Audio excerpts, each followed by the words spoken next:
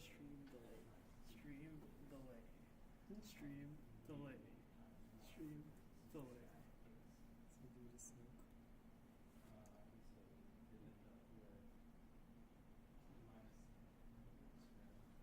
That's how we define how much you use in first place.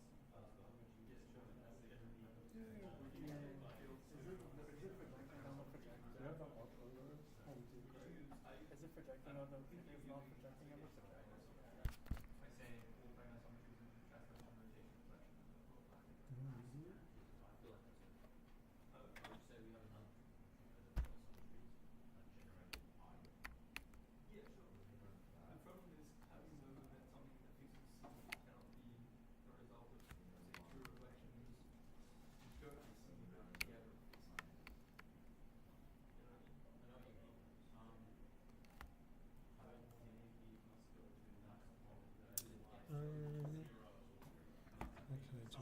scope?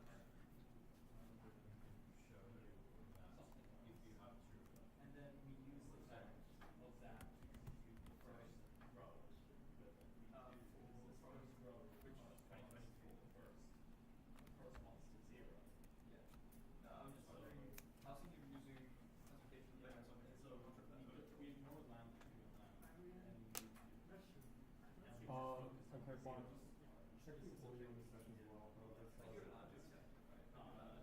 Okay, guys, we'll get started. Yeah, sorry for technical difficulties. There was quite a lot to set up because I'm doing this on like my tablet and then on the laptop and then I'm projecting here. But hopefully we'll all go smoothly from now. Okay, so this is the algebra section of the 2701 revision seminar presented by me and Juan. Yeah, let's start ourselves off. So this is what we kind of have going, groups. I'll be doing groups and transformation groups. And then Juan will do the projective stuff. Okay, so groups. The mic closer? Okay. I don't know if this mic, and I should be closer to my laptop mic. Okay, but can you hear? I can hear it, yeah. Okay. But it probably should be a bit louder. Right. I guess I'll speak up. Okay, so let's start off with definitions. So a group is a non-empty set, and you define some binary operation on it that sends two members of the set into one member of the set. So, okay, we have to satisfy these four conditions for our operation. So the first one is closure. Usually we refer to this operation as multiplication. And when we're dealing with abelian groups, like usually depends, but we might refer to it as addition. So I'm going to use those maybe interchangeably for groups. Okay, so if we multiply two elements together, we should get an element that's still in our group. That's closure. Associativity basically means that we don't care about the brackets when we apply this operation. So usually we end up writing it without brackets. Kind of like this. Or we even get rid of the star symbol and just like this. Because again, it doesn't matter if you bracket it like this or like this, you'll get the same thing because of associativity. Okay, existence of identity. So there is some element such that if you multiply to the left or right by any other element in the group, you get that element back. So applying it doesn't do anything. We sometimes refer to it as 1, and then we can also put the subscript G to refer that it's the identity element of G. Yeah. Okay, existence of inverses. For every element in G, there is some element which we denote as A inverse, such that if you multiply those two elements together, either to the left or right, you get the identity. And then if we have the next condition as well, we say we have an abelian group. So that's just if you can interchange the order of your multiplication for any two elements in the group, then we say we have an abelian group. And we usually denote a group as this tuple, this pair of the group and the operation. Okay, there are some pretty neat properties of a group that follows and that we would have proved earlier in this course, perhaps in the first assignment. Okay, so supposing A, B, C are elements of G, we have the uniqueness of identity in inverses. So there's only one identity element, and any element A has only one inverse, A inverse. That's why we can just write it as A inverse, and that's unique. We have this property, so that like the inverse of the inverse is itself. Inverses distribute like this over multiplication. Notice that you have to change the order of A and B when you do that. And then we have the cancellation law as well. So if AB equals AC, then BC equals C, and you get that just by applying A inverse to both sides, or to the left of both sides, and then it cancels out with A because we have associativity and then law of inverses. Well, and then identity. Okay, subgroups. So a non-empty set has to be non-empty. Non-empty set H, subset of a group G, is said to be a subgroup of G, and we denote it by this, the lesser than or equal to sign. If H is still a group under the same binary operation, under the same multiplication. So in particular, for a given set, subset H and G, we need to check these three things if we're trying to prove it's a subgroup. So one, that H is non-empty, because you might get given a set and it might not be clear whether it's empty or not. You know? Are you kidding me? Oh.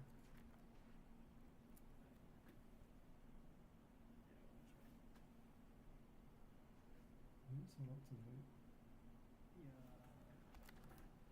Let me see what OBS is doing. That's so weird.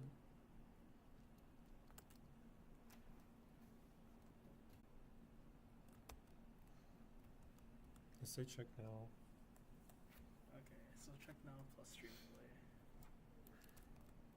Yeah, plus stream delay. Sorry, guys.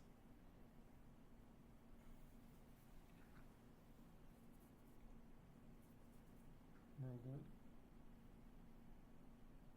Looks a bit small though. Let me just make this bigger.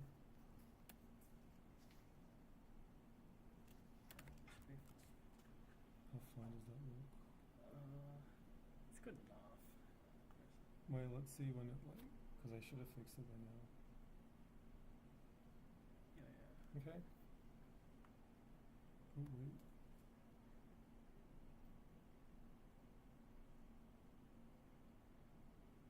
There you go. Okay.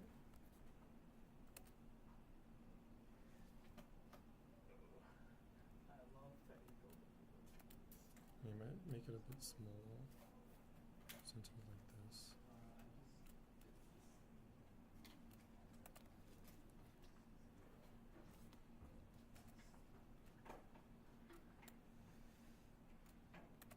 Okay. Anyway, I'll continue. So yeah, we need that H is non-empty. You need closure under multiplication. So for every pair of elements in H, the multiple has to be in H. And closure under inverses. So for every element in H, its inverse needs to be in H as well. Okay, so for two subsets of G, we define the subset multiplication operation like so. So for subsets HK and G, HK we define as any pair, the multiple of any pair of elements, where the first one is in H, the second one is in K. And something like GK makes sense in a similar way, where we just regard G as the singleton set that just contains G, where G is an element of the group. So yeah, this equals this, and I'll use it down here. So yeah, n subset of G is a normal subgroup of G if, oh, I should make that K. So K subset of G is a normal subgroup. No, it can't be a subgroup. It needs to be, oh no, yeah, normal subgroup. I should have wrote, I think I should have wrote that. Yeah, so a subgroup K of G is a normal subgroup if you have this property for any pair of for any G in big G. So you can kind of interchange the left and right cosets, and they're the same thing. Or equivalently, it's this. You can conjugate the subgroup by G. So this is called conjugation, and you should get the same thing back. And this has to hold for any element in G. Okay, if K is normal in G, then we call this thing, which is the set of cosets of K and G, we call that the quotient group of G by K. And this is a group under subset multiplication. So subset multiplication, yeah, we defined this earlier here. And this sort of construction is only a group if K is normal. So it doesn't work for normal, for other subgroups of G. Okay, if S is a subset of G, then the subgroup generated by S, we denote it like this. It's just the subgroup which contains all finite products of elements in S and their inverses. So it's basically S, but then you add in all the elements that you need to get closure under multiplication and closure under inverses. So you kind of like complete it to make it a subgroup. Okay, homomorphisms. So this is the definition of a homomorphism. It is a map between two groups that preserves order. So a homomorphism is a map from G to H where G and H are groups such that we have this relation holding for every X and Y in G. So I've written this without the multiplications, but on the left-hand side, the XY is multiplied using G's binary operation, and then the fx and fy on the right-hand side are like multiplied using H's binary operation. So that's why I mean that it preserves structure. Okay, and if f is bijective, we call it an isomorphism and say that G is isomorphic to H, denoted like so. What that essentially means is that in group theoretic terms, we have functionally the same groups. Okay, on to transformation groups. So this squiggly B is the set of all transformations from Rn to Rn. That is bijections. So it's a group under composition because you can take the inverses of bijections and you still get a bijection. Okay, so yeah, this composition here, I mean function composition.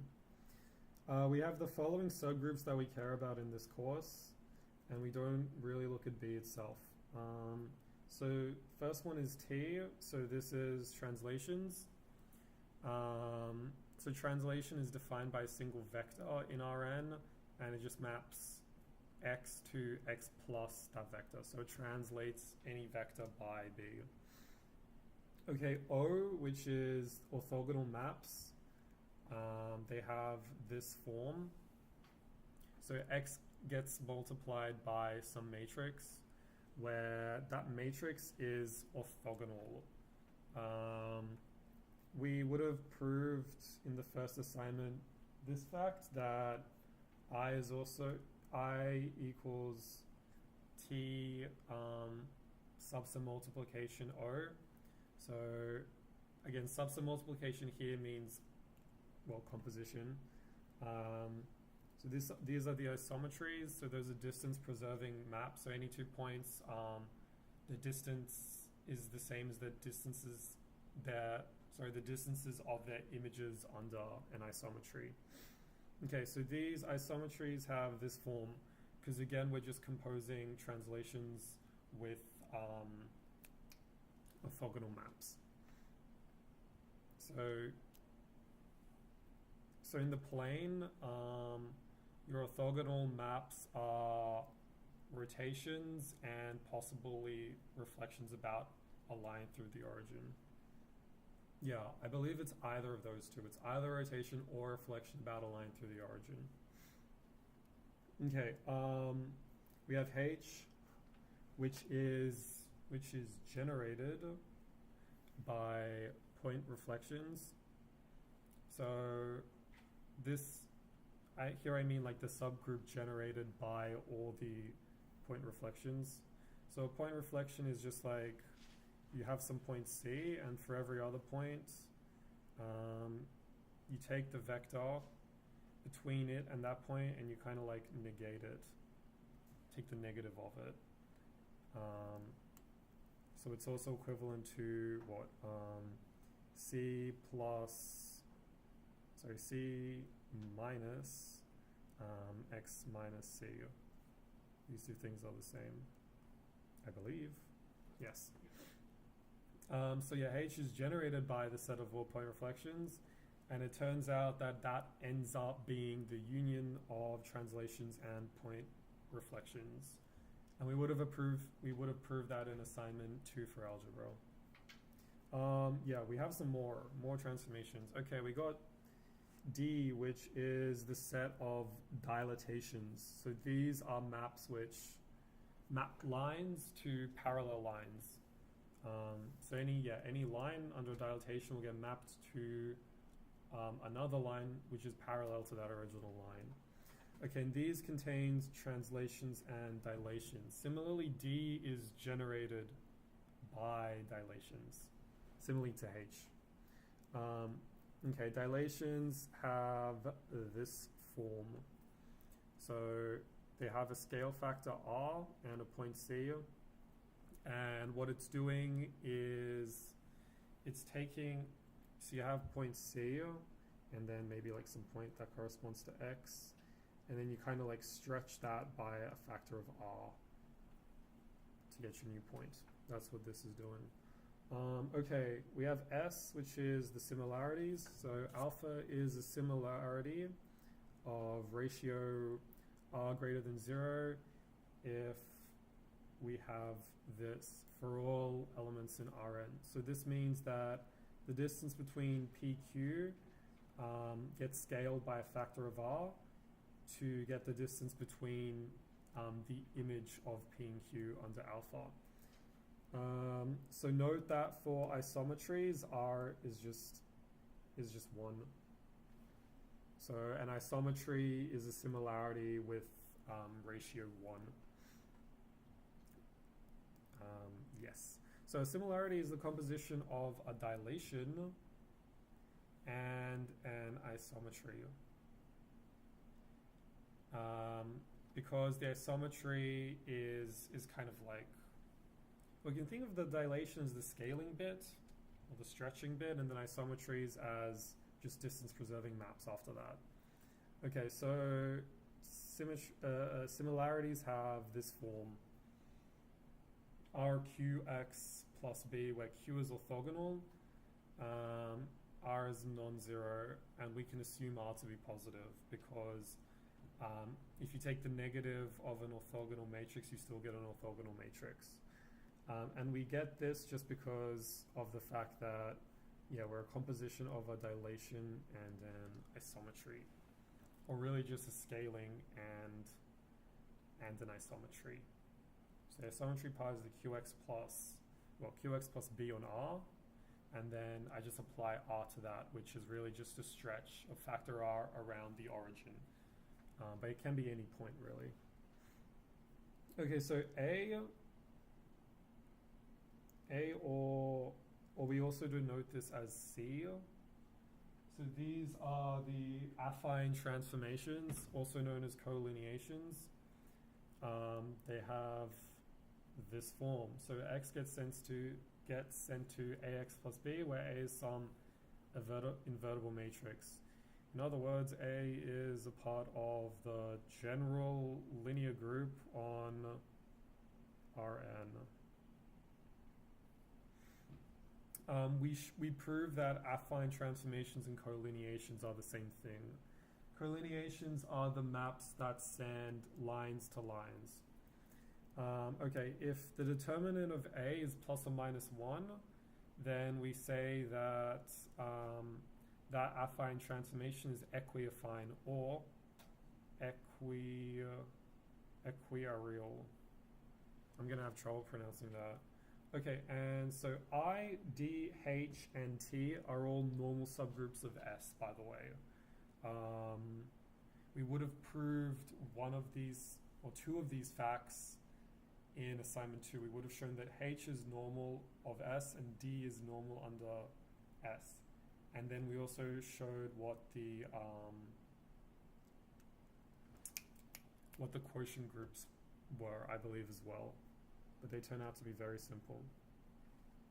And we'll even see an example of this right now. Okay, so suppose C is some point in R squared. We define G as this, so it's all dilations about C of ratio R, and H we define similarly, it's all dilations about C of positive ratio. Okay, so we assume that H is a group, and we want to prove that H is a normal subgroup of G. That'll be our first one, our first question. So, the fact that it's a subset and that it's non-empty is pretty clear, because G we just have less restrictions on R than we do in H. H we're just restricting R to be positive, but G there's no restriction. Okay, and we get closure of H from the following hack. So, following fact.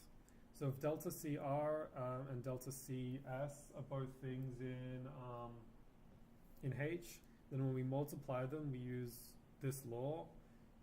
This fact is not hard to prove, holds for all dilations. So we get this RS multiplied down here, and then so RS will also be greater than 0 if R and S are greater than 0. So that's how we can say that this thing is in H. Okay, and then for closure under inverses, we have this little fact here. You can prove these two facts just by going off the definition of dilation in terms of like Rx plus 1 minus RC.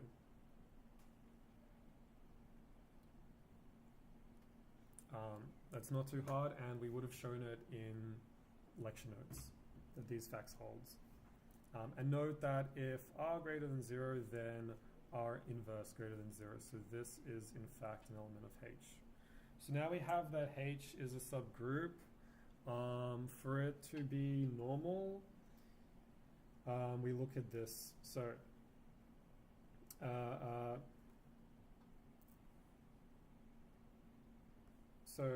for all delta C, S, and G, if you take,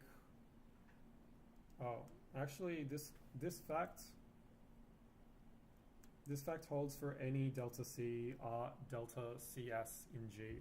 So for any two elements in G, we can literally just swap their order around. So delta C R delta CS equals delta C RS. RS is non-zero if R and S are non-zero, so this makes sense.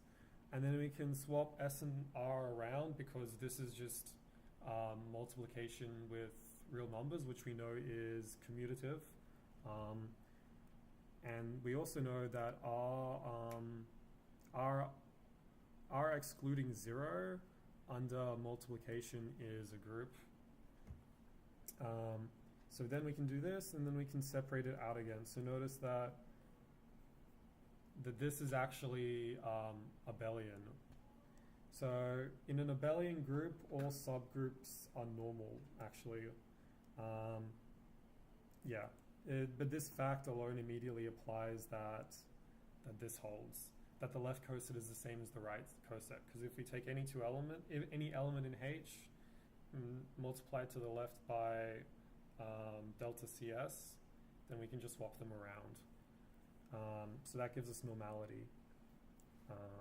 Follows again from abelian. Okay, so that shows that we have a normal subgroup. Okay, now something like G quotient H actually makes sense. So how many elements does this have? Okay, so we just look at like what sort of cosets can we get from delta CRH, where delta C comma R is like any element of G. There are kind of two cases. There's the case where R is greater than 0 and R is less than 0. So if R is greater than 0, well, delta CR is just an element of H itself. So it's its own coset, because again, H is its own group, it's closed under multiplication. So if you multiply delta CR with any other element in H, you're just going to get an element in H. Okay, and now we consider where S is less than 0, delta CS. So in this case, the coset is as follows. So this coset, I'm just unpacking the definition here. So it's really just delta CS times delta CR, where R is greater than 0. Again, we can apply this little fact to combine the two dilations into one. R is still greater than 0 here, but really we can just replace this RS with this RS can be any number less than 0. And the reason why I say that is because if we have some t less than 0, we can find an R such that RS equals t. So suppose we have any t less than 0. Then we find a value for R greater than 0 such that RS equals t. Note that S is less than 0. So what we can take as R, you can find it to be just scaling by S and then multiplying by absolute value of t. So if I take R as this, then RS is really just S on absolute value of S times absolute value of t. And because S is negative, this is just -1. So this equals negative absolute value of t. And because t is less than 0, this just equals t. So really we can just say, I'll make these t to make it more explicit here. But really we have this, which is independent of S, you see? So we only have two cases here. We're either H or this thing, which we can just call H prime. Okay, let's look at the third thing, C. So we want to show that G quotient H is isomorphic to some subgroup of the reals under multiplication. If you're unfamiliar with the reals under multiplication, it's basically just R excluding 0, and you got standard multiplication as your group operation. Okay, so we have two elements, right? And we know we have the identity, so we have to map the identity to the identity. That's going to hold for any homomorphism. So we need to send H to 1, definitely. And then for our other element, which I'm denoting as H prime,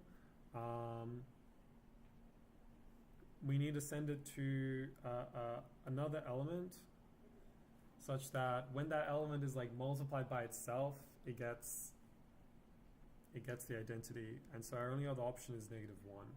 Basically, we just needed some subgroup of order 2, that is with two elements of the reals, and in that case, every number like multiplied by itself is going to have to be 1.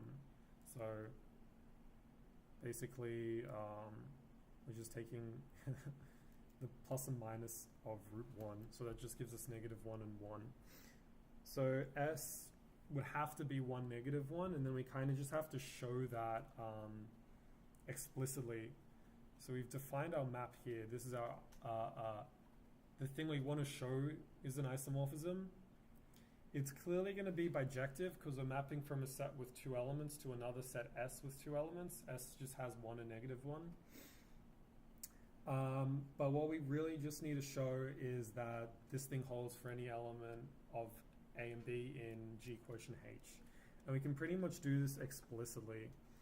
I'll just show 1 as an example, but you do this for all 4 pairs pretty much. So H prime, let's look at phi of H prime H. So phi of H prime H is, well, let's try to simplify this, equals phi of H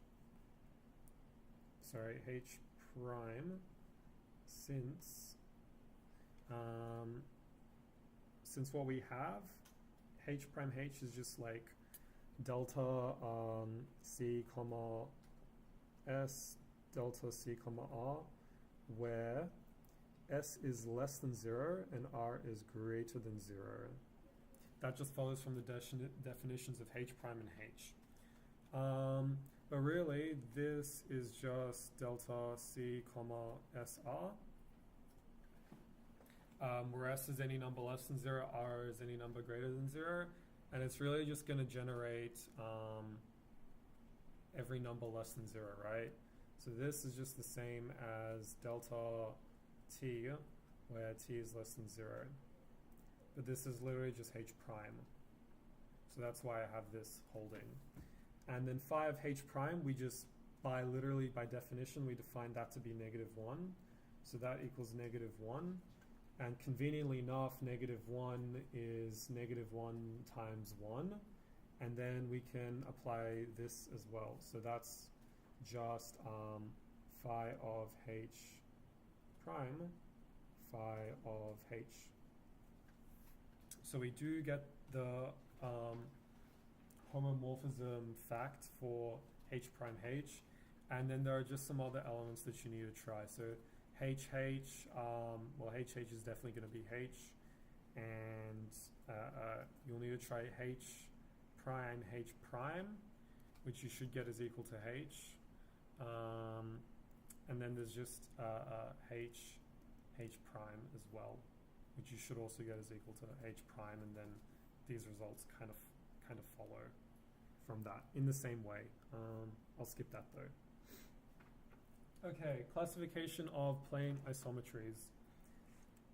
So we proved that each plane isometry can be classified as one of the following. So there's the translations, there's rotations rho c theta about a point C of angle theta, where we take this to be the anti-clockwise rotation. We have the reflections, sigma L about a line L. So that's literally just this maps to this type of thing. Sigma L of X can also be given by this explicit formula. X minus 2 times the projection onto N, where N is the normal to L of X minus A. I'd say probably try commit this to memory in case it helps out. But you can also hopefully try to derive that yourself if you ever forget.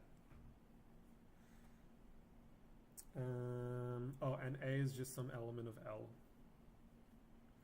Okay, glide reflections. So this is a composition of a reflection about a line L and a translation by a vector that's parallel to L. You can also write a glide reflection as the product of three reflections, where two of the lines you're reflecting by are parallel, and the other one is opposite of parallel was that? Perpendicular, yeah. Cool. Okay, so every type of plane isometry is the product of either an even or odd number of reflections. So these two, translations and rotations, are even. Reflections, glide reflections, are odd. So they can all be written as the product of at most 2, 2, 1, 3 reflections, respectively. So translation can be written as 2 reflections. You want to take reflections about 2 lines that are parallel to each other. And you want the distance between those 2 lines to be, you should want it to be half of the translation. And then the translation that you get will be perpendicular to those lines, I believe. Okay. Rotation can be written as 2 reflections about C. We'll look at a fact about that later. A reflection can obviously be written as 1 reflection, and then glide reflection, explained earlier, 3 reflections, because the translation can be written as 2, and then the other line is just 1 reflection.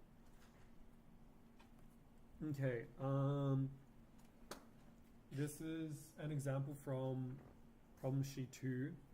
So suppose sigma n, sigma m, sigma l is a reflection. Show that the lines L, M, and N are either concurrent or parallel to each other. So concurrent will mean that they're all incident at the same point. Parallel to each other if they're all not incident anywhere. Okay. So suppose this is a reflection, right? Then we can write it as sigma n, sigma m, sigma l equals sigma, what's next? N, M, L, what did I write in my answer? We'll go sigma k. Yeah, sigma k, where k is some other line, right? Because we're saying, suppose that this is a reflection. What I can do is I can multiply to the left by sigma n, and because reflections are their own inverses, because if you just reflect about a line twice, you get to where you started. This is just saying that sigma m, sigma n, sigma m, sigma l equals sigma n, sigma k. And before we classified all the isometries, right? So, 2 reflections is going to be even. So this is either going to be like a translation or a rotation. And then we just kind of exhaust those possibilities. Okay, so we have this fact. And then we just say call that tau. If tau is some rotation, because that's one case, then everything's going to be concurrent at C. Because you'll have that 2 reflections form a rotation around a point C if they're incident at C. So then M and L intersect at C, N and K do as well, so they're all concurrent at C. Otherwise, we have a rotation. Call it like TB. So in the case that B is non-zero, then B is going to be perpendicular to M, L, N, and K. Because B is going to be perpendicular to M and L from this thing. That's how you form the translation as we were talking above. And it's also going to be perpendicular to N and K. But because we only have 2 directions in R squared, because we're working in the plane, if you're perpendicular to B, there's only 1 direction you can have. So all these lines just have to be parallel in the end. Okay. So now if B is 0, then we have the identity. So you can say that sigma m, sigma l equals 1, and then applying sigma m to both sides, you just get sigma L equals sigma M.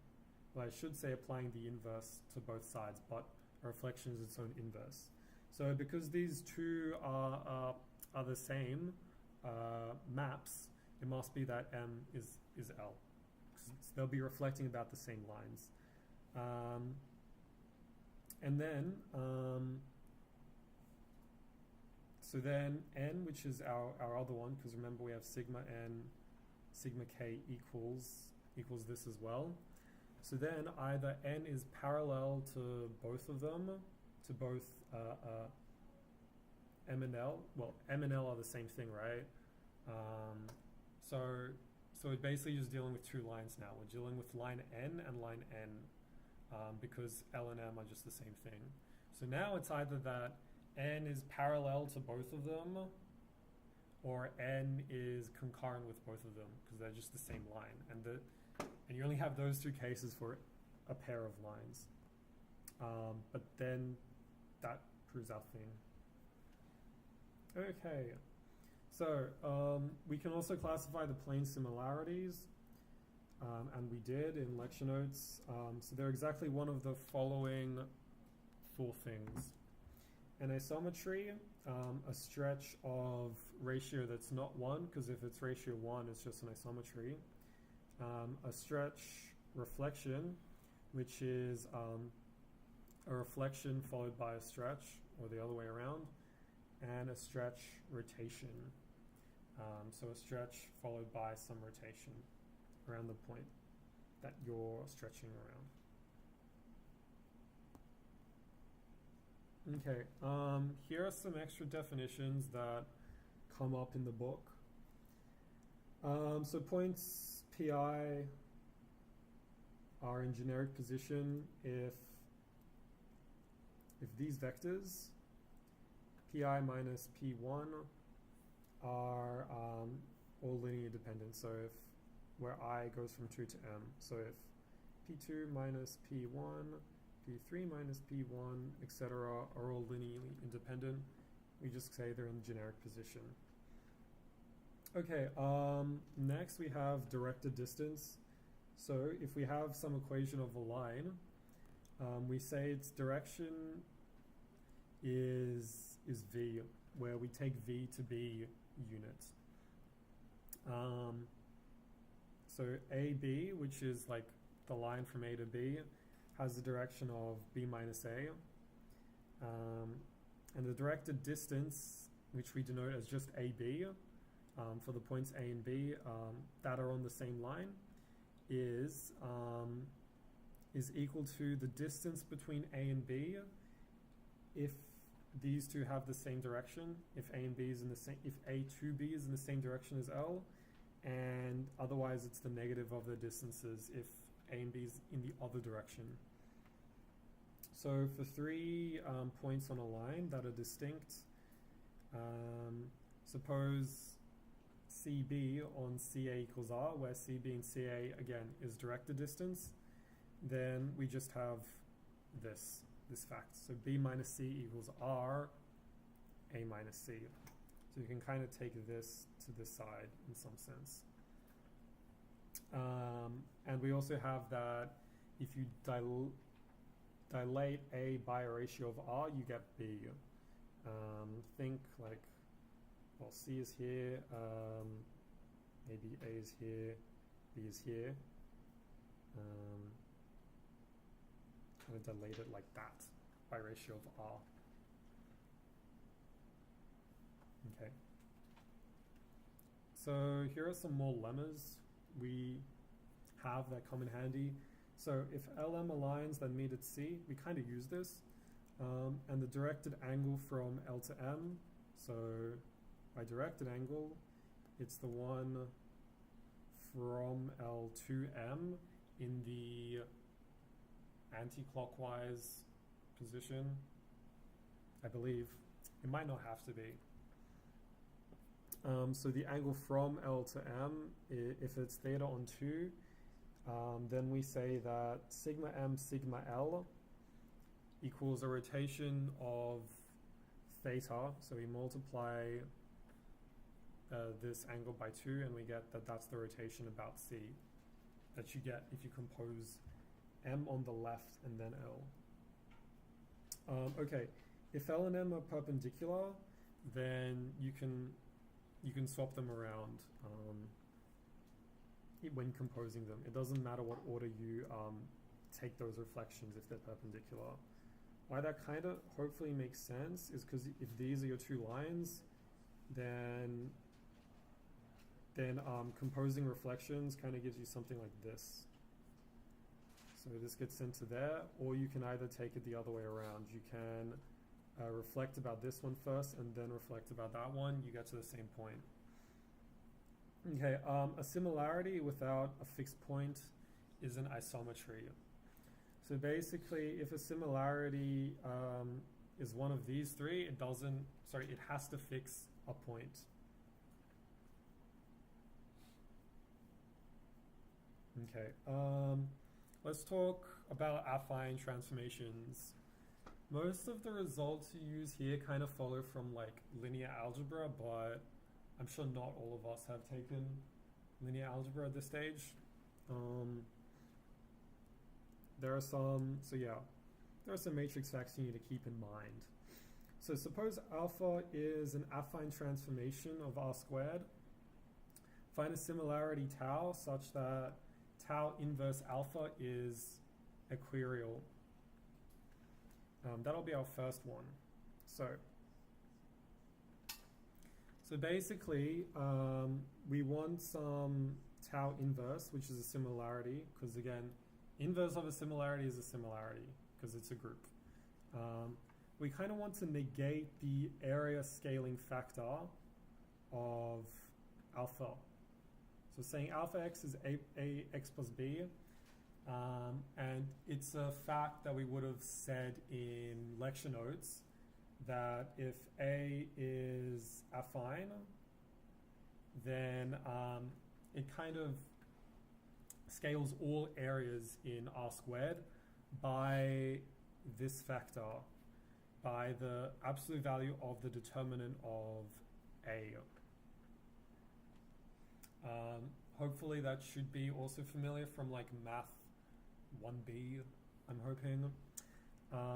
But basically, we want some tau that also scales area by d, so that when we like put tau inverse on the left, we kind of like negate that scaling. So we should think of what factor is going to give us an area scaling of d. Tau is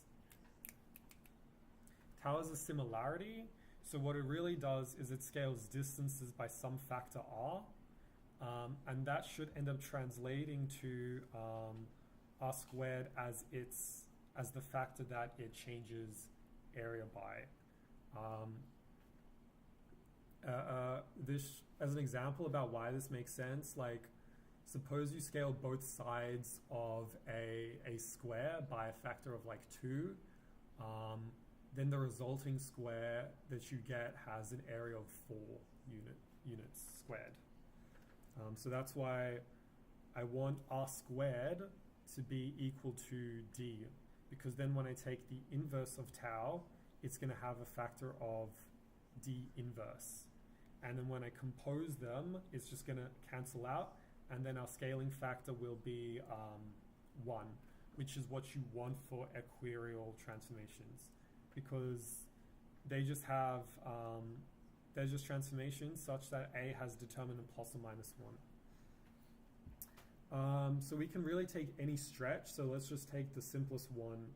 So let's just have tau mapping x to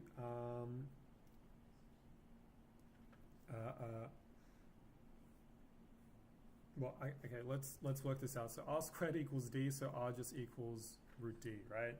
So map x to root d, x. So this clearly is just a stretch around 0, stretch or a dilation around 0 of ratio root d. Okay, and then tau inverse alpha gets you an equirial transformation. You can also explicitly show that by just saying, well, this is going to be a root d, ax plus root dB. And then you just have to show the determinant root dA is plus or minus 1. And you kind of get that as a fact. So det root dA. So basically the two columns of A are scaled by root D, and the determinant is linear in columns. So we take, so this is just equal to, hang on. I have the inverse up here, so I should have taken the inverse here and the inverse here. Okay, so I'll have the inverse up there, and then I'll scale, I'll take out, what will I take out? I'll take this squared out and get det A.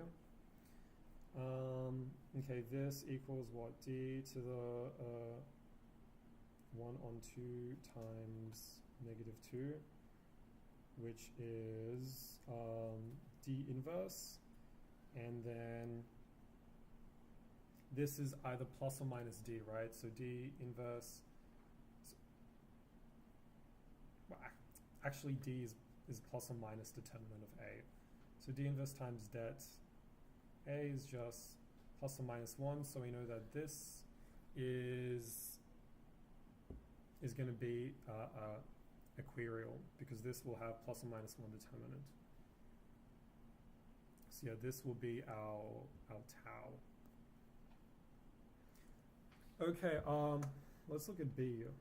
So write down an affine transformation alpha, which is equirial and not a similarity. Okay, so basically if we're equirial, we just want to make sure we're not scaling all distances the same, all distances between points the same. So we know that the absolute value of our determinant is 1, but note that the determinant is just the product of the eigenvalues of A. So basically we want, if we call the eigenvalues lambda 1 and lambda 2, we want their product to be plus or minus 1.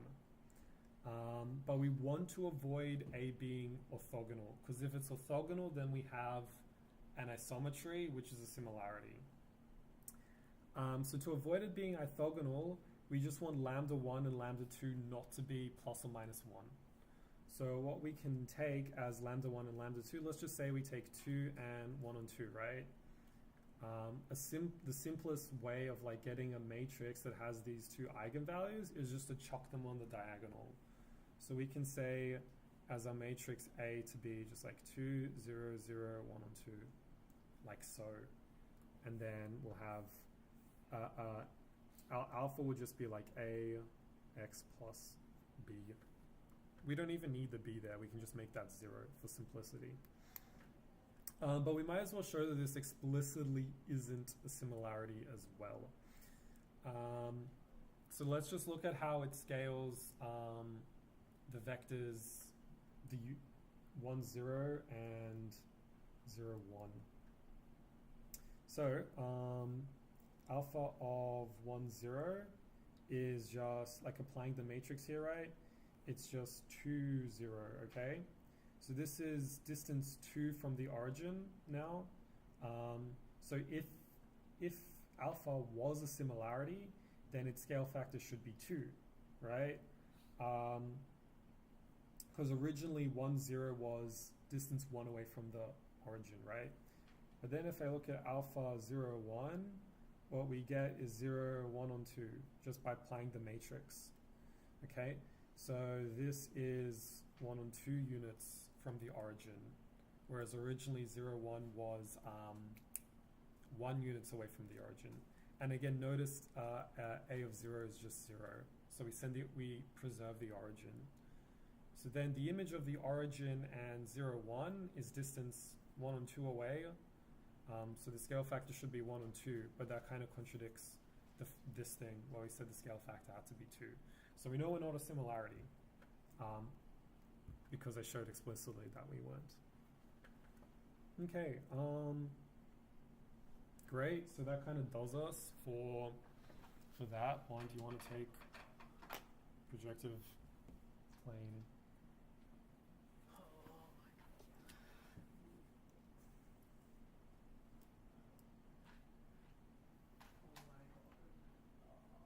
Okay, can write with this, erase with this, Oh my god, it's an actual can write pencil. with this again, yeah, and you can scroll like this.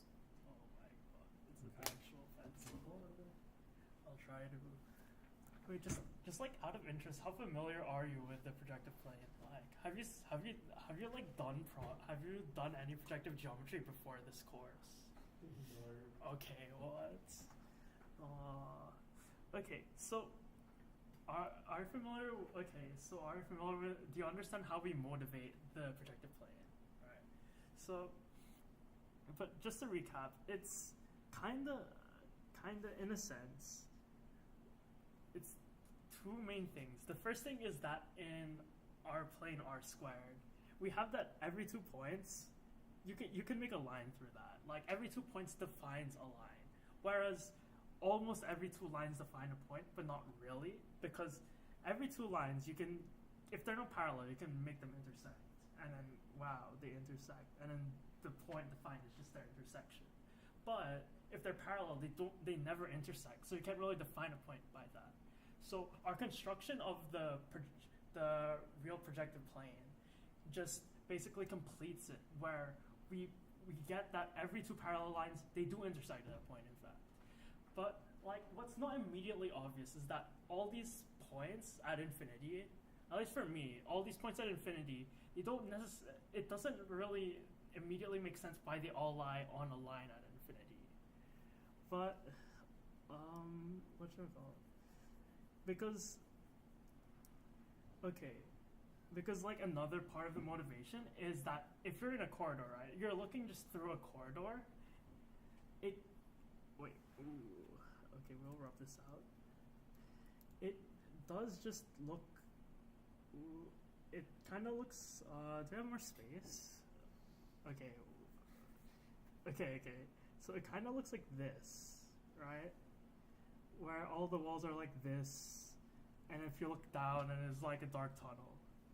The premise is that like your parallel lines in the corridor, they kind of look like they converge at some point. So that's another part of the motivation.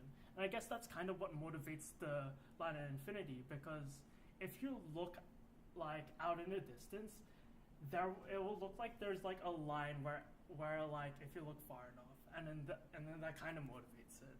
So you kind of get it? Yeah. It's like, it's called, what is it called? It's called the horizon line if you do any drawing. So if you're interested, you can look into it. But basically that is why we construct the projective plane. It's just to complete the real plane. For a more formal definition here, we define the real projective plane as just like the real plane with the real projective line, which is just the ideal line.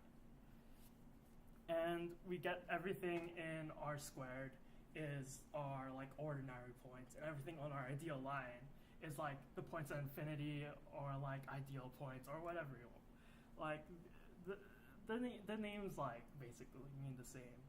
But also the definition for real projective spaces extends for arbitrary n, where you just recursively define it. You add on like your Rn to the real projective plane Rp n minus 1, well, real projective space Rp n minus 1. But for this course, mainly we will focus on the real projective plane. However, we like, as you've seen in some of the past paper questions, you might look into other real projective spaces. But so now we have these, like, we have an idea for our real projective points. How would we really look to represent them? Well, we'd represent them with coordinates in R3 excluding the zero point. And each of these points kind of defines a unique one-dimensional subspace of R. And we kind of use these homogeneous coordinates, where we define this set here just as like A, B, C, but multiply them by a scalar. And like the idea is that for any A, B, and C, you get like lambda A, lambda B, lambda C will also define the same point. And we see that every ordinary, since like we can scale it, what happens is for every point, we can either scale our first value, this A, we can either scale it to 1, or we can't. But if we can't, the only way we can't scale it is if it's 0. So we kind of have two cases where we have 1 as our first coordinate or 0 as our first coordinate. And we use that to signify whether are we an ordinary point or are we a point or an ideal point. So like this is what it says here. Basically, if we have a 1 at the front, that is our ordinary point, or generally if it's non-zero. Whereas if there's a 0 at the front, it will actually just be an ideal point. So we have lines at infinity. I mean, not lines at infinity, lines in the real projective plane. They're just ordinary lines, except we look to represent them with homogeneous coordinates. So what that basically means is just like if we multiply our x, y, z, or x0, x1, x2 by some lambda, it will still be the same line. So we do that, we can just see that if we change it to projective coordinates, it will be this. I'm pretty sure you're all familiar with this, right? All right. And from here, we can just see that the point at infinity will be this point 0, c minus b. And we'll just look to an example here where we write down the following conics in homogeneous coordinates. And we look to identify the ideal points. So first things first, we look to convert this to, instead of xy, we convert to x0, x1, x2, because that's like easier to deal with. So with x equals x1, y equals x2, we get these equations, but we still need to homogenize them. So how we homogenize them is we kind of look to make the quote-unquote degree the same for all the terms by multiplying x0. So are you familiar with the terminology of degree? Yeah. So basically, you look here. This is degree 2. All of these are 2. This is 1. And these 2 are 0. So we multiply them by sufficient amount of x0s to make all degrees the same. And then from there, we have all our homogeneous coordinates for our conics. Now we want to find the ideal points. How do we find the ideal points? We just substitute in x0 is 0. And with x0 is 0, we just get x1 squared is 0, this thing 0, this thing 0. So for our first conic, this conic 1, I can rub it out, oh my god. So this conic 1 here. So this conic 1, we have x1 is equal to 0. That is our conic. And then we find that the only ideal point that satisfies this is 0, 0, 1. Like, if you look at the equation, you can have like 0, 0, a for any a, but that's equivalent to 0, 0, 1 since the coordinates are homogeneous. So for our second conic, for this to be 0, we see that this is non-negative. This is also non-negative. So if it's gonna sum to 0, they both must be 0. But that means we get our x1 is equal to x2 is equal to 0. And that's bad because that means our ideal point would be just the point 0, 0, 0, which isn't a point in the projective plane. So we get that, there just aren't any ideal points for this conic here. And for the third and final conic, we just rearrange equations to find this. And we note that since the coordinates are homogeneous, we can kind of just assume that they're both equal to 1, right? So since they're both equal to 1, we get that x1 squared is going to equal to a squared, x2 squared is going to equal to b squared. And what's this? We get that x1 is equal to plus minus a, x2 is equal to plus minus b. Okay, why is this not writing? Whatever. Plus minus a, plus minus b. So for accounting for scaling, we will get two unique points, which is 0ab and 0 minus ab. So do we all understand that? All right. Okay, so actually, like when we say, oh, here are here are ordinary points, here are ideal points, it's slightly misleading because it's not really the best way to think about it like that. Because it's better to think about all the points and lines being equal. They're all just projective points. They're all just projective lines. Equality or something, I don't know. But so that's where we have, so that here's our idea of duality. So each projective point, wait, okay, what did I write? So we can see that each projective point is a line through the origin in R cubed. Each projective line is a plane through the origin in R cubed. And so we can kind of see that the intersection of any two planes, it's going to be a line in R cubed. Anything spanned by two lines is going to be a plane in R cubed. So we can see that the intersection of any two projective lines is going to be exactly one projective point, and any two projective points, there's going to be one projective line that's going to pass through them, right? And we can say that our real projective plane RP squared, instead of defining it like whatever we defined it before, we can just simply say that, oh, it's just a set of all these projective points and lines. And what should I call it? So I haven't done 2601 yet, so I wasn't really familiar with orthogonal complement too much, so I just put in the definition here. So, and we didn't, I looked at the course notes, we didn't explicitly define what like a dual of a point or a dual of a line is, but the dual of the point or a line is just its orthogonal complement. And the main idea is that, so any projective point, PQR, you can see that the projective line is going to be this. And similar for any projective line, projective point is going to be that.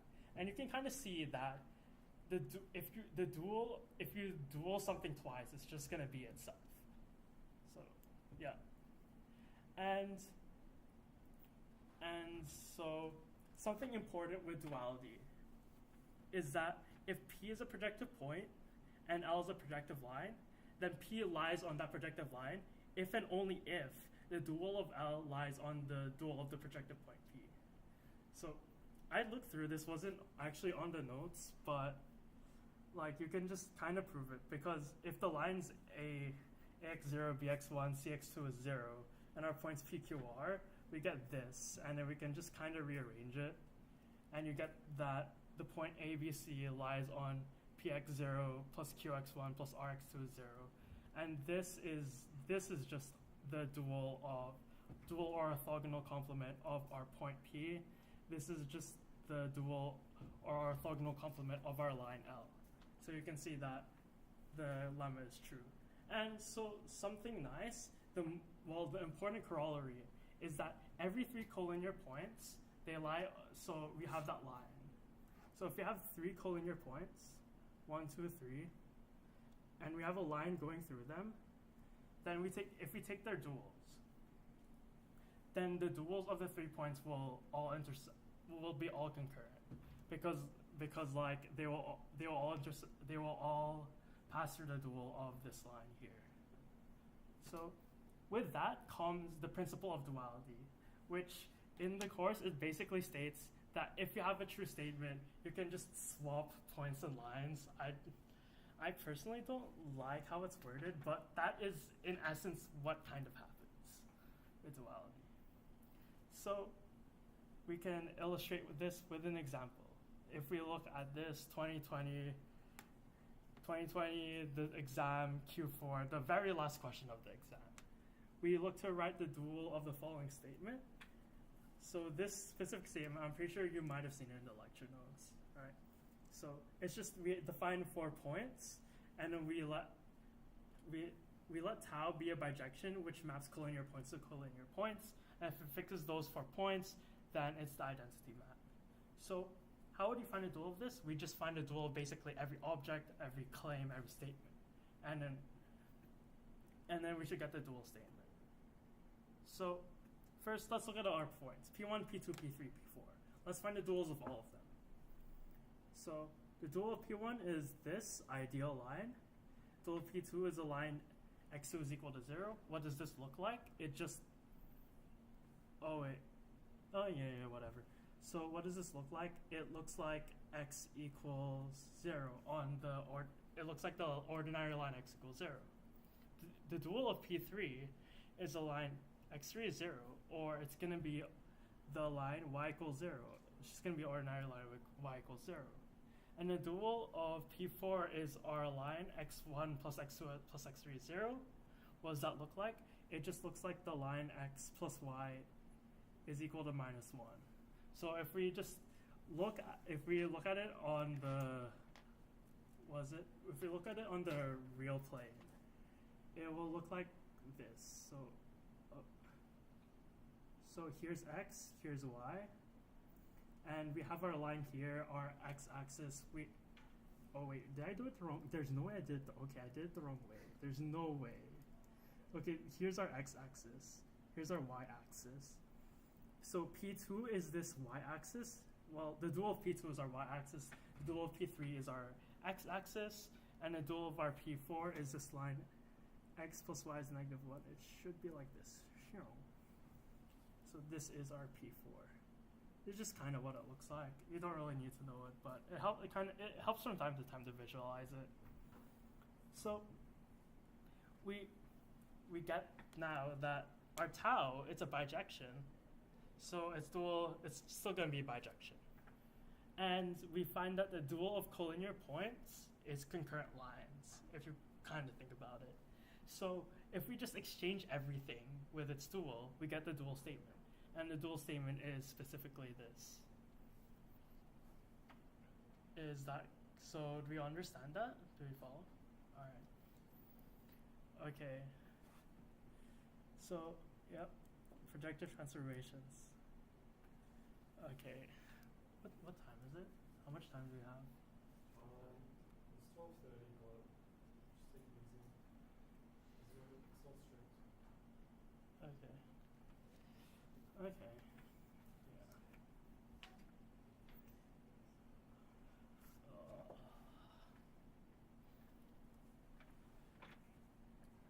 all right. So how did we define our projective transformations? Well, we first defined our projective transformations just with matrices. We just defined them for matrices in the general line group for n plus 1. And we can see that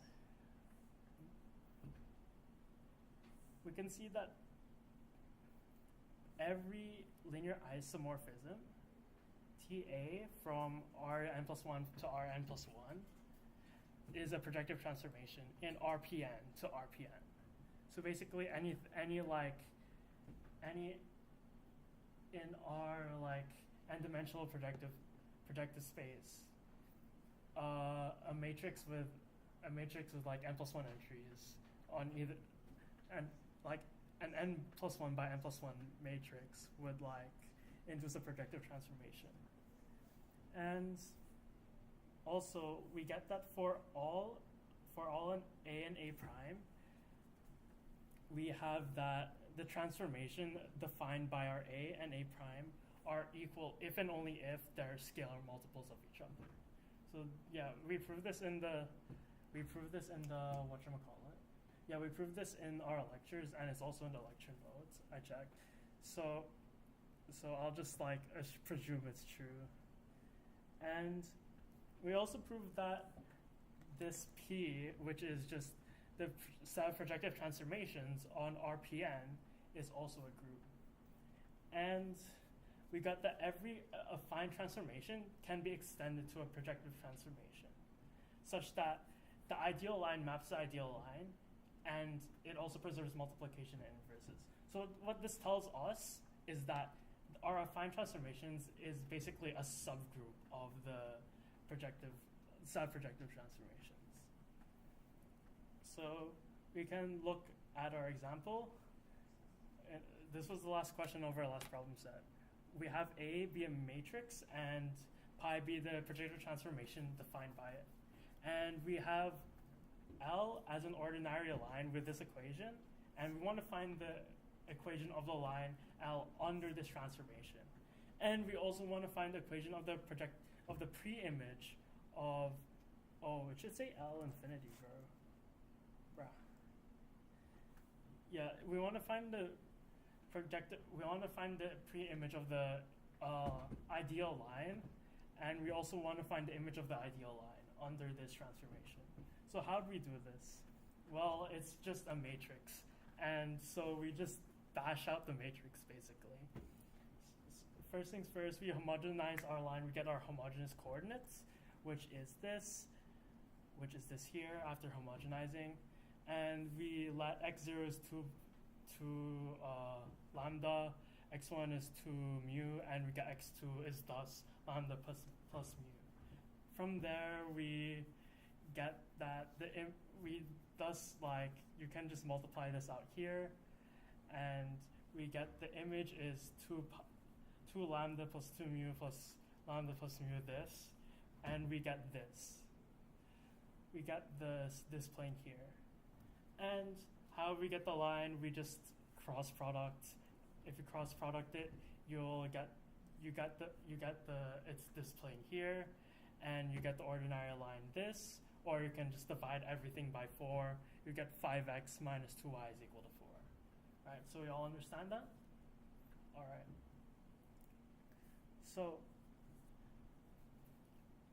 So now let's look for the image of the ideal line. And that will be the image of the subspace x0 is 0 under A.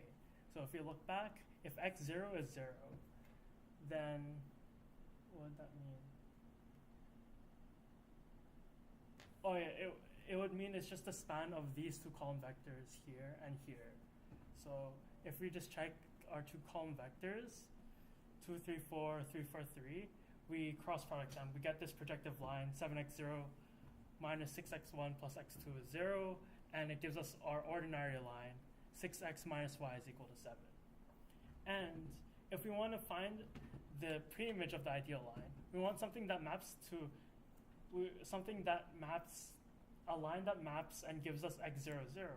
But if we find a pre-image of that, it's basically if we take some x0, x1, x2, and then it's equal to like something, something, something. That means we'd have our x0 times 1, x1 times 2, and plus x2 times 3 is equal to 0, because we want our x0 is 0. So from there, we find that the pre-image is just this line here, and if you want to make it an ordinary line, we get this ordinary line, 2x plus 3y is negative 1. So you all understand that? Wait. Oh, how do you get the pre-image? So the pre-image is basically when the first term is going to be 0, because that's how the ideal line is defined. So if we multiply this by, okay, let's rub stuff out.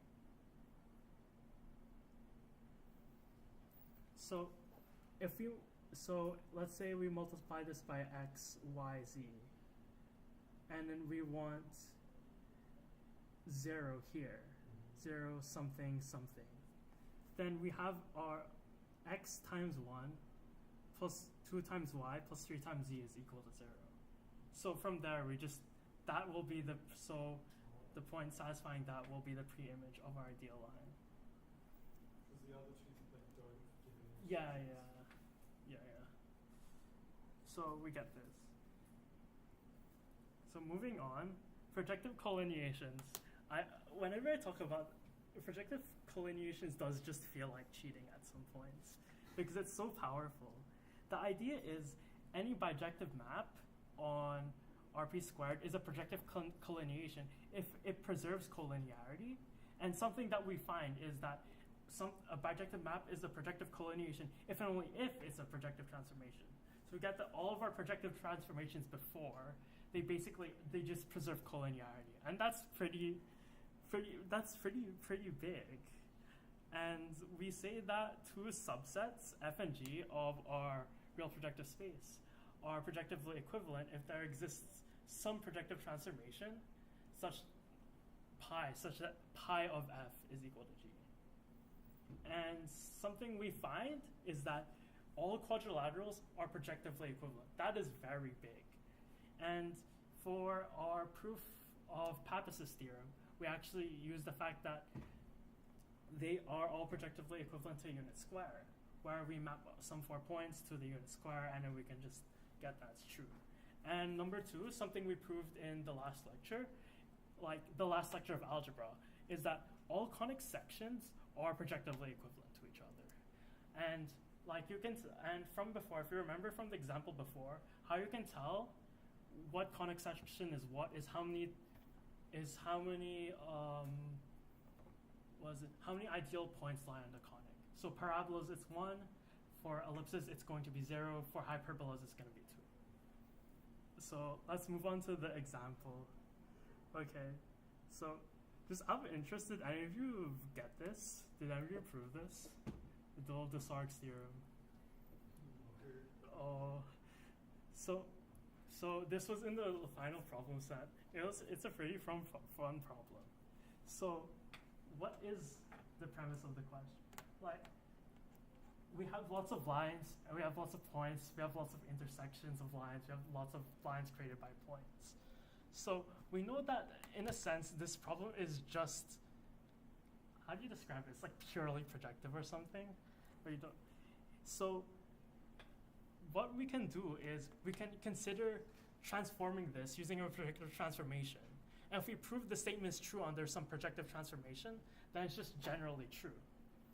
So we know that we can send any 4 points to any 4 points. Well, any 4 points, no to collinear, to any 4 points, no to collinear.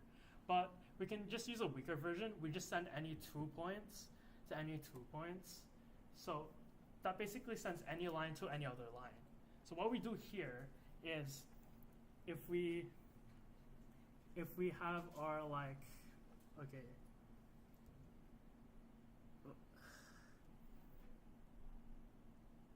we will generate space. Don't worry about it. So if we have, why is this so thick? Never mind, we are not generating space. I lied. You can make it thinner. Ooh. Let's try.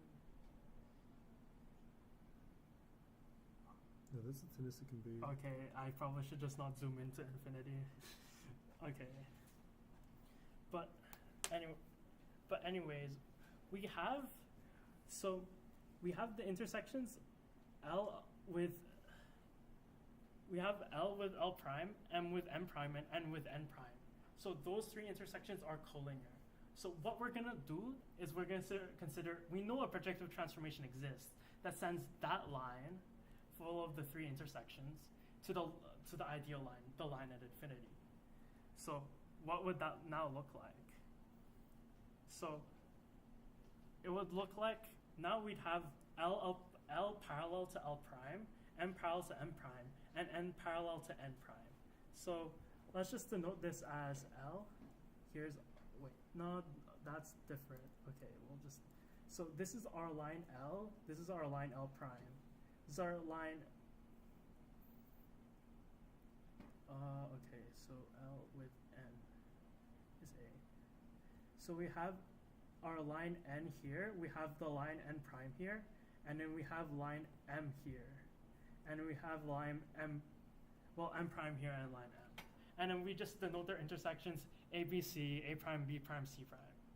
So there's actually well known in some circles where it's just 2 homothetic triangles have a center of dilation, but I feel like we should prove that. So how we prove that? We'd let A prime, B prime, let them intersect at X. We know, first things first, what do we know? We know that since all these sides are parallel of these 2 triangles, we get all their angles are equal. So this is equal to this is equal to this is equal to this. So what does that mean? Our 2 triangles are similar.